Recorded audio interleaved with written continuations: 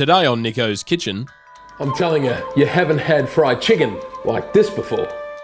we're making my karaage, Japanese fried chicken.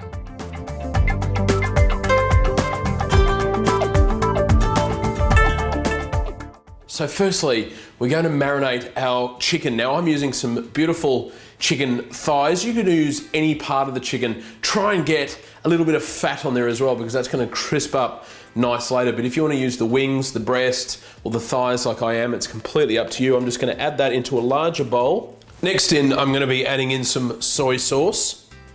Also adding in some sake, which is a fermented Japanese rice wine. I've got some crushed garlic and ginger here as well. And lastly, just a pinch of sugar. So now just give this a good mix around, get everything combined. So leave this to one side for about 15 minutes, just so all those flavors can marinate with that chicken.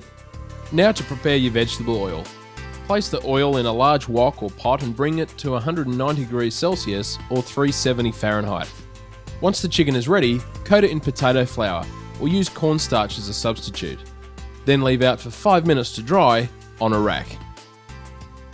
So now we're going to fry our chicken, and I'm just going to place our chicken in the oil. Now I just want to cook our chicken for 1 minute here, and then I'm going to take it out and place it on a rack and let it just air dry for another minute.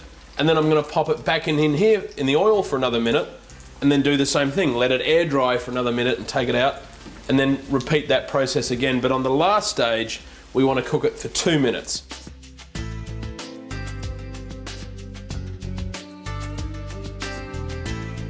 So fry number 2, it's dried, back in the oil for another minute.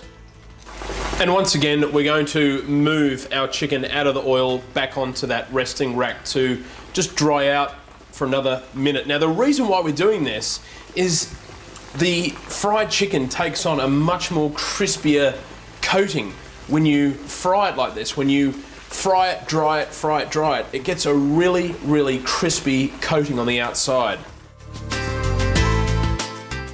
After the third and final fry, leave aside on the rack. Now to prepare our karaage dipping sauce.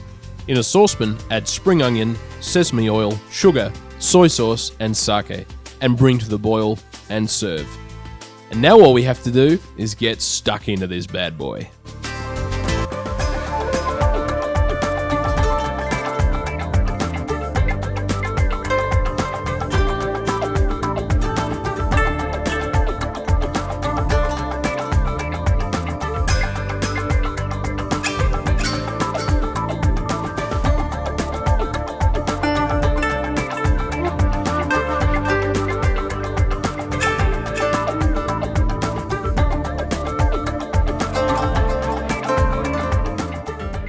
So we've done a lot of fried chicken recipes over the years, but this one would have to be right up there near the top of the list. It is just absolutely sensational. The flavors are amazing, and I love this dipping sauce that goes with it.